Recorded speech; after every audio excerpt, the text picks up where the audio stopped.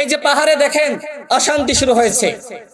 পাহাড়ে একজন কিশোরীকে গণের ঘটনাকে কেন্দ্র করে সেখানে স্থানীয়দের মধ্যে বিরোধ, বাজারে অগ্নিসংযোগ এবং এরপরে বাড়িঘর পুড়িয়ে দেওয়া, নানান ধরনের চক্রান্ত চলছে। 3 জন এখনো পর্যন্ত আমরা শুনলাম মারা গেছে।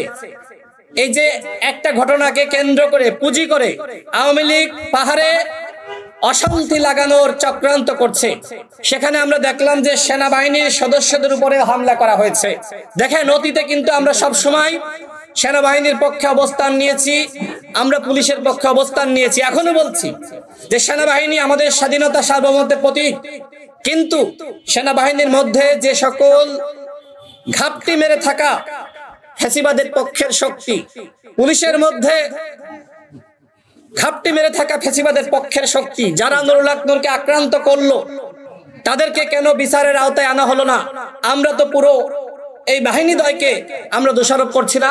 এই বাহিনীর মধ্যে আমার নিজের আত্মীয় রয়েছে, নুরুল হক নূরের আত্মীয় রয়েছে, আমার পাশে হাসান আল মামুনের আত্মীয় রয়েছে, এখানে যারা আছি তাদের আত্মীয় স্বজন বাহিনীতে রয়েছে। এই বাহিনী তো আমাদের বাহিনী।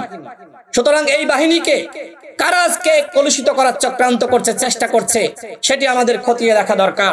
পাহাড়ে সেনাবাহিনীর উপরে হামলা হয়েছে, আমরা সেই হামলার নিন্দা জানাই, কিন্তু আমাদের উপরে যে ধরনের আক্রমণ করা হয়েছে সেনাবাহিনীর পক্ষ থেকে উল্টো আমরা দেখলাম সেই হামলার পক্ষে অবস্থান করা হয়েছে। What is this?